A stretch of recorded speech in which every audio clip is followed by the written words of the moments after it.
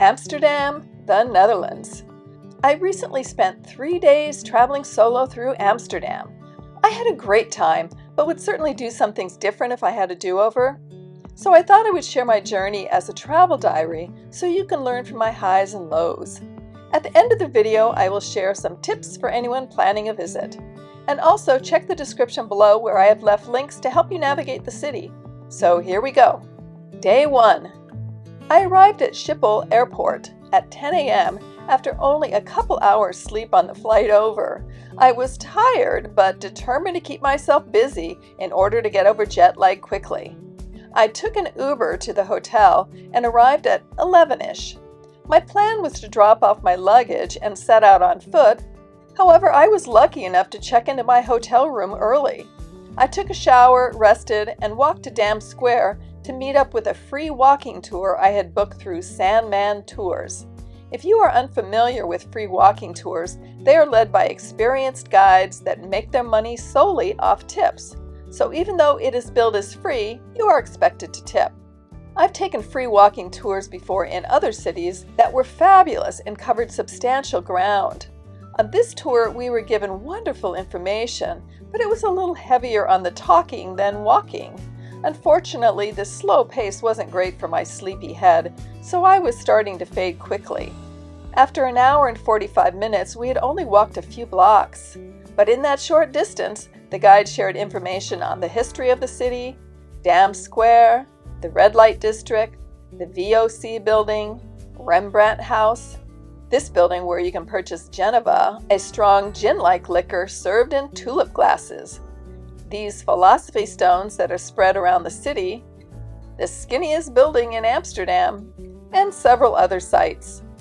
When we happened to walk near my hotel, I decided to quit the tour, get some food, and head back to the hotel. I had purchased an IM Amsterdam pass for €100 a few days before arrival. It gives you admission and discounts to various sites around the city, including a canal cruise. I had planned to use the pass for a sunset canal cruise that evening, but even if I could manage to stay awake, I didn't think I would enjoy it without some sleep. I was in bed by 8 p.m. Day 2. The next morning, I set off walking in the rain. My plan was to walk to the NXT and Straat Museums on the northern side of Amsterdam, and then take a ferry back. As I walked, the GPS took me by the Centraal Station, so I thought I would familiarize myself with the ferries while I was there. I walked through the huge terminal, followed signs to the ferries, which led me to the ferry port. When I stepped out on the dock, I realized that the ferry in front of me was about to go to the northern side, so I just stepped onto the ferry with a few seconds to spare. It took me to the other side in about 5 minutes. Right on the other side was the Adam or Amsterdam Tower, so I decided to see if they took the Amsterdam Pass. They did, so I went up to the top. It has an upper level where you can get wonderful views of the city. There was a wire fence obstructing photos, but you could step up on these platforms to get unobstructed views. There are swings that you can pay extra to swing over the edge of the building. I'm not one for height, so passed on it. There's a bar up there too, which was empty because of the rain. One floor down has floor-to-ceiling windows with informational placards. There was a nice restaurant there where you could eat and take in the views. When I left, I discovered the "This is Holland" building next door. I checked to see if they also took the Amsterdam Pass, and they did, but I had to wait 30 minutes for boarding, as they called it. I decided to wait, and they did board on time, but that meant getting your picture taken and waiting in another line for 15 minutes. Then we went into one room and saw a movie that gave us Netherlands history. Then they moved us to another room where they gave us more history. Then we finally moved to the ride portion, where it feels like you are flying over the Netherlands. It was an enjoyable and educational experience, but if I knew it would take 90 minutes for a 5 to 10 minute ride, I'm not sure I would have stayed. Next was the NXT Museum, which is a media art museum. I thought it accepted the Amsterdam Pass, but it only discounted the ticket, so I still had to pay about €20 to enter. There were 2 rooms with media installations. The first one captured a picture of you and then imprinted it on the wall. There were some interesting exhibitions, but the one that captured my interest the most was a room where the light followed me until it covered the entire room. The museum was rather small, so I was in and out in about 45 minutes. I then walked to the Straat Museum. Just before I arrived, I discovered an adjacent building that caught my interest. It was a gigantic warehouse that looked like it was an artist's work complex. There were interesting objects hanging from the walls and odd displays. Outside was full of graffiti by some accomplished graffiti artists. I wasn't sure if this was connected to the Straat, but if not, it was a great warm-up to the museum. There was no admission charged at the Straat, which is dedicated to street artists. Very large murals and artwork line the walls with some very impressive works. I especially liked this one, which references Vermeer's Girl with a Pearl Earring, and this one, which is so three-dimensional. When I left the Straat, I immediately saw a ferry that was heading back to the Central Terminal, so I literally ran to board it with 3 seconds to spare again. These ferries are free for everyone and are a great way to get from the northern side to the central part of Amsterdam. Back at the Centraal Station, I thought I would look for a canal cruise since it had stopped raining. My goal was to take a cruise that went down the Brouwers Gracht Canal. I had read that it was the most scenic canal in Amsterdam. Once there, I saw no canal boats, so I gave up on the idea and walked to a touristy area with many boats lined up. I quizzed one of the staff who told me that I could only use the Amsterdam Pass on certain boats. He also said that routes aren't guaranteed, that the boat drivers go where the canals are less crowded. I looked at the boats that took the pass, and they were overly crowded. So once again, I tabled my canal cruise. Instead, I wandered the streets peering into interesting shops. And there are some fun shops, such as this rubber duck store, a shop that sells tulip bags, cheese tasting shops, and of course, Stroopwafel shops. I hadn't had one of Amsterdam's famous Stroopwafels yet, so I darted into this store where they were making them fresh. It was fun to watch the process. The Stroopwafels were enormous and messy with caramel dripping out the bottom. Very yummy and so sweet. I was glad I ordered mine plain. My rain boots, which were very comfortable this morning, were not so comfy now, so I started to walk back toward my hotel, which was on the east side. I knew the Rembrandt House was near my hotel, so thought I'd make that my last place to visit. This is a house that Rembrandt lived in during the most successful part of his life.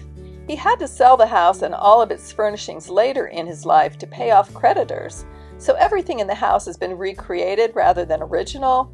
Still, it was interesting to see the design of the house. I was especially intrigued by these box beds, where people slept sitting up because they thought sleeping laying down could kill you. One of the upper floors is where Rembrandt painted most of his masterworks. There were 4 large windows with northern light, which is supposed to be the best lighting for an artist because it doesn't change much throughout the day. I was able to use the Amsterdam Pass here too. Day 3. I was a little tired from the 20,000 steps the day before, so thought I might use public transport today. However, Google Maps told me it would take longer to use the bus than to walk, so I took off on foot again, in the rain. I had a reservation at the Van Gogh Museum for 11 a.m. On the way, I passed by this interesting little park that had a sculpture of Rembrandt juxtaposed by this modern sculpture of an astronaut called the Thinker. I also ran into the floating flower market, which I had read about.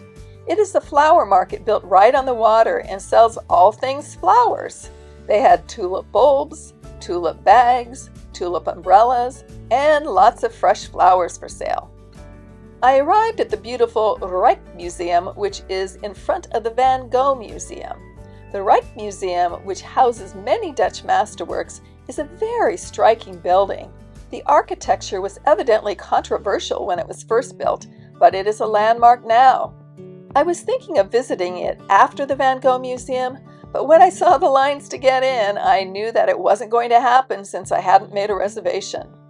So it was onward to the Van Gogh. There was a long line to get in, even with a reservation. They did not take the Amsterdam Pass, so I had to pay the full price.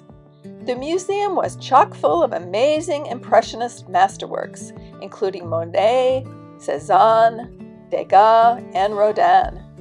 There were many famous paintings by Van Gogh and other lesser-known works of his, and through all different periods of his life, so it was definitely worth the admission. However, it was unbelievably crowded.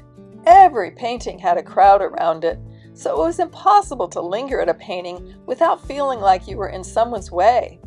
I thought that since we had to make reservations, they would limit the number of people inside the museum, which they probably did. However, it was just too many people for optimal enjoyment. After leaving the museum, I decided to finally take that canal cruise. I discovered a boat company that was only a short walk, and they took the Amsterdam Pass. So I walked directly there, and as luck would have it, the boat was leaving immediately. I was happily surprised to see that the boat was half empty, and was glad I didn't take one of the crowded boats the day before. We sat at a table with window views. They gave us headphones to listen to narration along the way, which pointed out various neighborhoods and buildings on the route. I learned that many of the buildings look very narrow in the front, but are wider in the back. That is because you used to have to pay taxes according to the width of your house along the canal, so the homes were built to look narrow in the front. After listening to the narration for some time, I decided to head to the back of the boat where I could step out into the open air. The cruise run by the Boat Company was much longer than I anticipated, about an hour, and covered numerous canals, so I was very pleased and happy I had waited for this one. It was a picture-perfect ride. When I got off the boat, I decided to go to the MOCO Museum, which stands for Modern Contemporary Museum. I had passed it on the way to the Van Gogh, so knew it took the Amsterdam Pass. It is a small museum and was also somewhat crowded, but it was such a fun place. I loved so much of the artwork, which included Banksy, Keith Haring, and many other notables. I was glad I backtracked to visit. My last stop of the day was at the Katten Kabinet, or Cat Cabinet. It is a gallery of sorts that celebrates all things cats. I was given a €3 discount off a €12 ticket to enter. It was a fun diversion, especially if you like cats, with wall after wall of cat paintings, posters, ceramics, and sculptures. So that concluded my visit to Amsterdam. It is a vibrant city with so much to see and do. If you are planning a trip, try to map out your routes for the day so you don't do excess walking. Since you have to navigate around canals, it often adds to your steps. I definitely backtracked way too many times. I had rented a bike on my last visit to Amsterdam and had planned to do it again, but after seeing the heavy congestion, I decided to pass. On the other hand, bikes rule in Amsterdam, so if you are braver than I was, you might enjoy it, and it would certainly get you around quicker. I didn't mention the Anne Frank Museum because I visited on another trip. You have to make reservations several months in advance if you want to visit. The Van Gogh and Rijkmuseum require reservations too. For all the museums, I would suggest early in the morning when the crowds are probably at their lowest. It will make your viewing experience so much better. Also, add up admission prices where you plan to go if you want to purchase the Amsterdam Pass. It saved me about €20, but I had to really cram destinations in to get my money's worth. For senior and solo travelers, the city felt quite safe. With the canals, it isn't the simplest city to navigate, and as in many European cities, there are stairs and uneven surfaces to navigate. However, as a senior solo traveler, I felt very comfortable walking around the city. As always, if you have questions, feel free to ask in the comments section, and check out the Senior Solo Travel website and Facebook forum where you can interact with other travelers. And if you'd like to follow my senior and solo travel journeys, please like and subscribe. Cheers!